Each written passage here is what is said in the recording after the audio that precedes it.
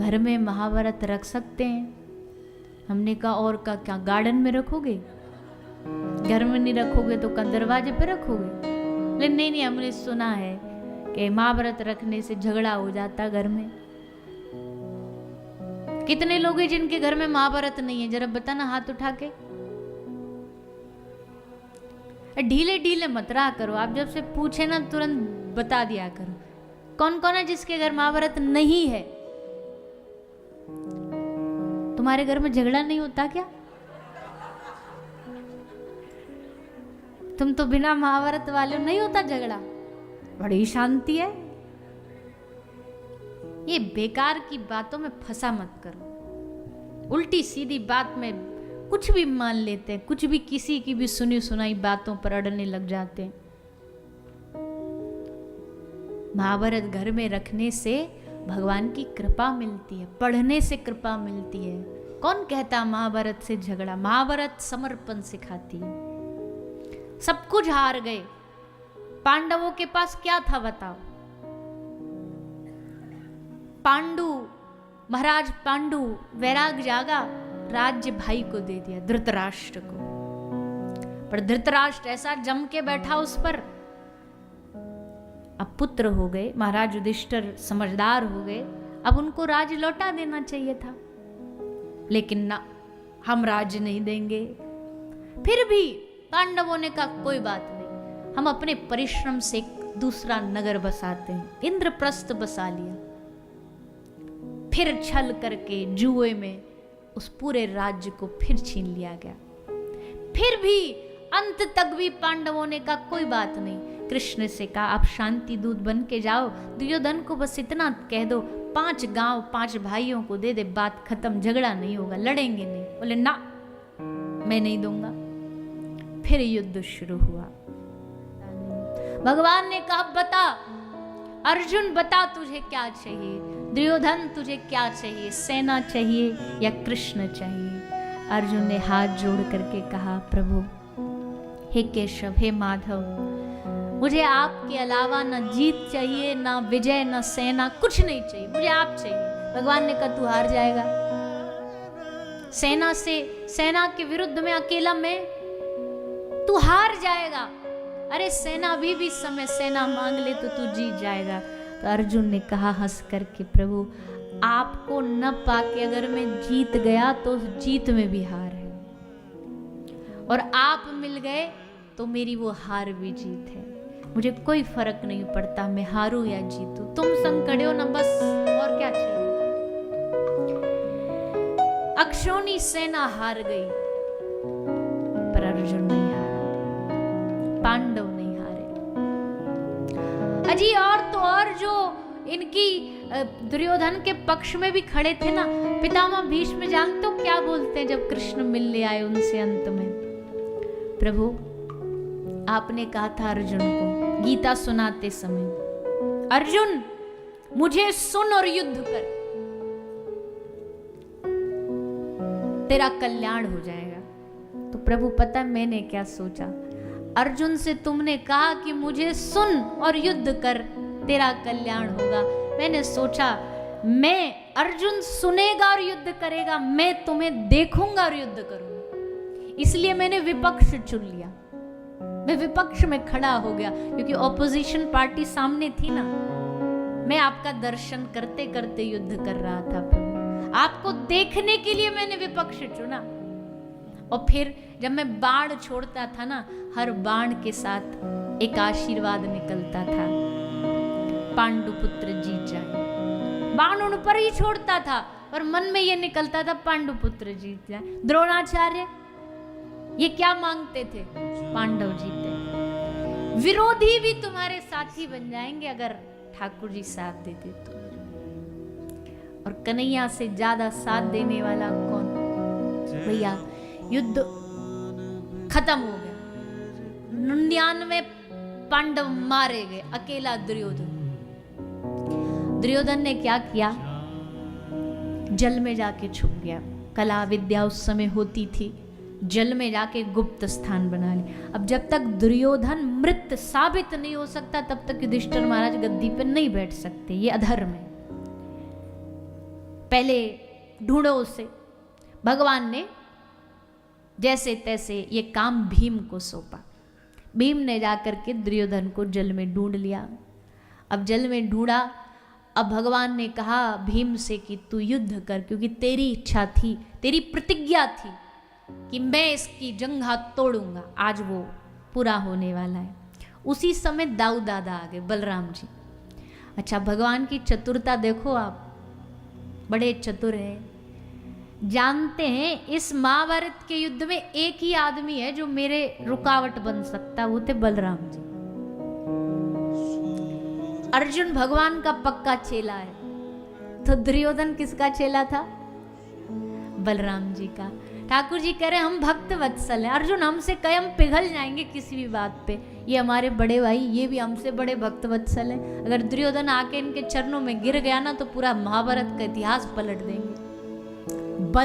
बलराम जिस पक्ष में ये आ गए तो जानते हो गए भगवान। जैसे कोई जाए ना आदमी अपने घर परिवार में टिकट बुक करा के ले जाए और फिर कहे दाऊ दादा हमारी इच्छा आप तीर्थ यात्रा करो, आप भारत के सारे तीर्थों का दर्शन करो। आप गए भी नहीं होंगे कभी, आप पूरा भारत भ्रमण करके आओ। दाऊ दादा समझ गए, कह रहे हाँ हम तेरी सब चतुराई जानते, पर भैया तू ठीक ही कर रहा, हम भी जानते हम पिघल जाएंगे, इससे अच्छा हम दूर ही रहें। तो आज भी तीर्थ करते करते पहुंचे बलराम जी वहीं जहां दुर्योधन था।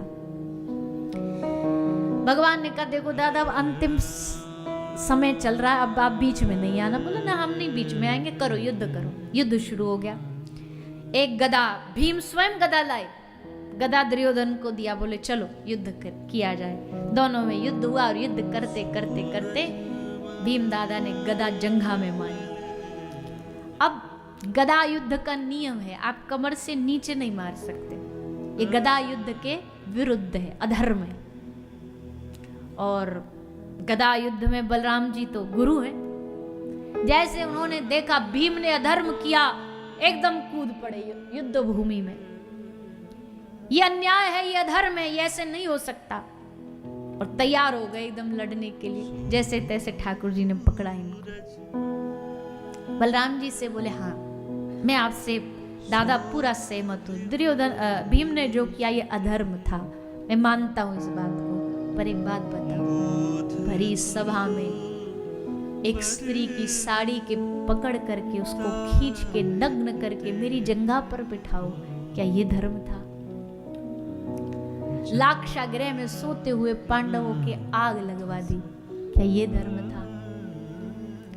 आपका और मेरा,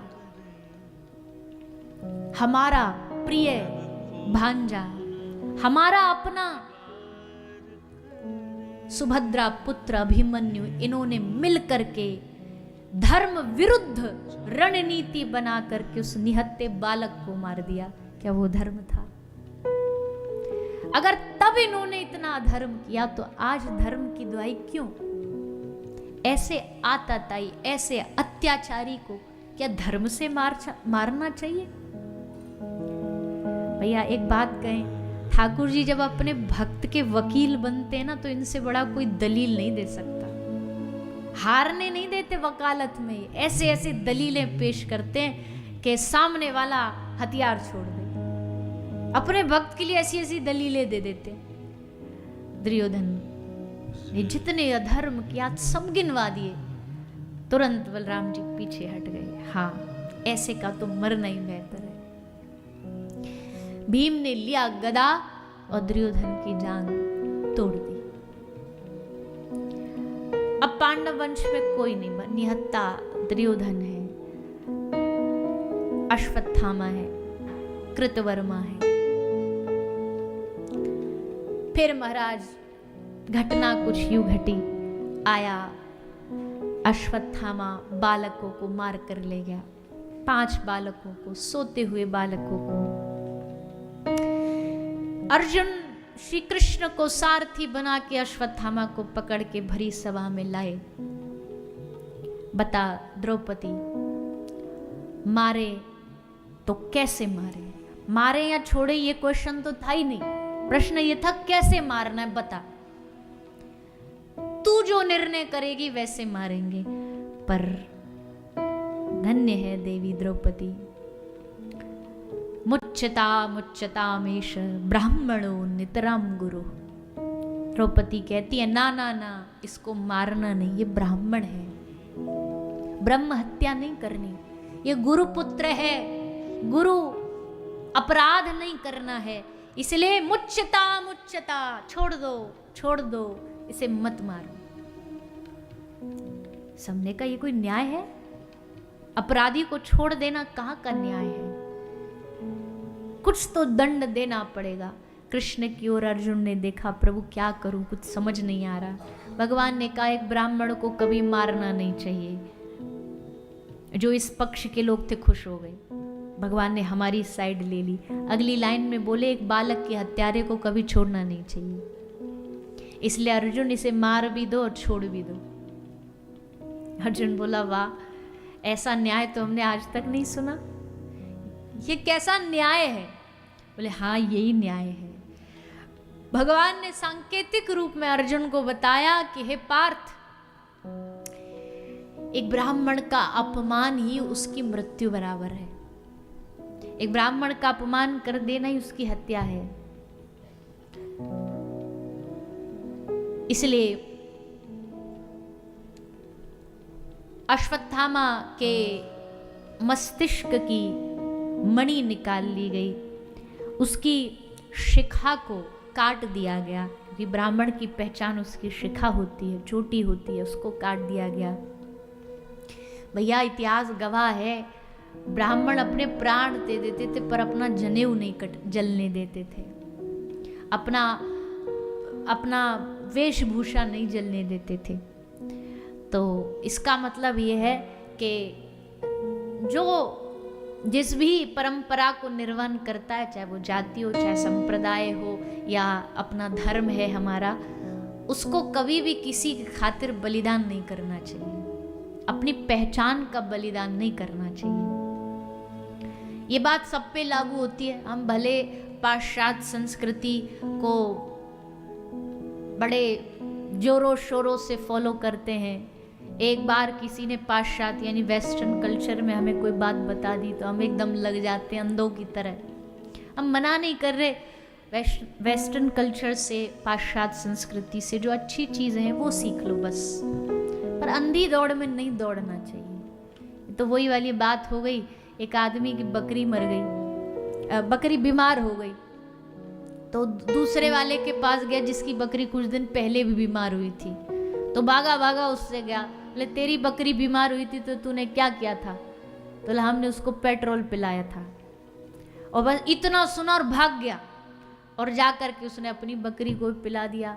और भैया पेट्रोल बकरी पिएगी तो क्या होगा? मर गई। भागा आया उससे शिकायत करने की, तेरा हमने काम जो तूने किया वो हमने भी किया, हमारी बकरी मर गई। बोल भैया तू पूरी बात सुना ही नहीं, जैसे तू आया मैंने तुझसे यही कहा था कि हमारी बकरी बीमार थी, हमने उसको पेट्रोल पिलाया, इतना सुन के तू भाग गया। आगे मैंने ये भी बोला कि पेट्रोल पिलाया, वो मर गई, पर तूने सुना ही नहीं। यही हालत हमारी हो रही है। बहुत बहुत गंभीर बात है।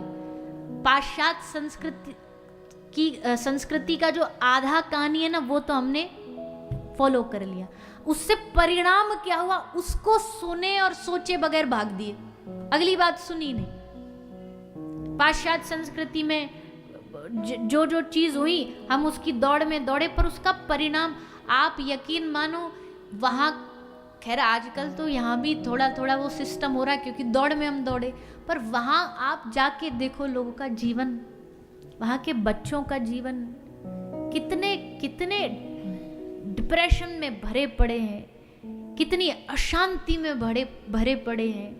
जीवन में कोई उद्देश्य नहीं है, जीवन में कुछ पता नहीं है क्यों आए धरती पे, क्या करना है क्या नहीं करना। पशुओं जैसा जीवन जी रहे हैं, एंजॉयमेंट के नाम पर कुछ भी अभद्र कर रहे हैं, अपवित्र कर रहे हैं, नशे कर रहे हैं, कुछ नहीं पता। बट वहां जितनी आगे आगे पीढ़ी बढ़ती जा रही उतना अंधकार बढ़ता जा रहा है। अब उसका असर यहां भी दिख रहा है। आज हमारे देश के लिए सबसे डूब मरने जैसी बात है कि बड़े बड़े कॉन्वेंट स्कूलों में 4th 5वीं 4th 5th क्लास के बच्चों के लिए काउंसलर्स रखने पड़ रहे हैं। काउंसलिंग होती है बच्चों की, 4-5 साल के बच्चों की काउंसलिंग शुरू हो रही है।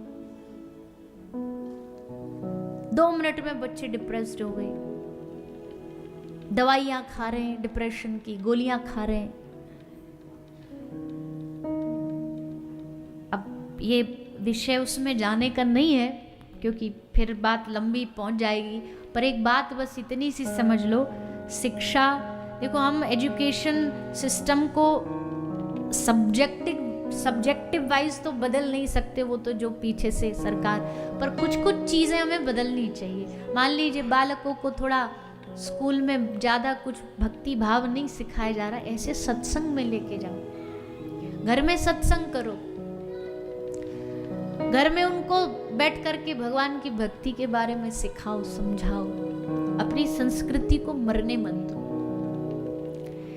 खैर, अश्वत्थामा को अपमान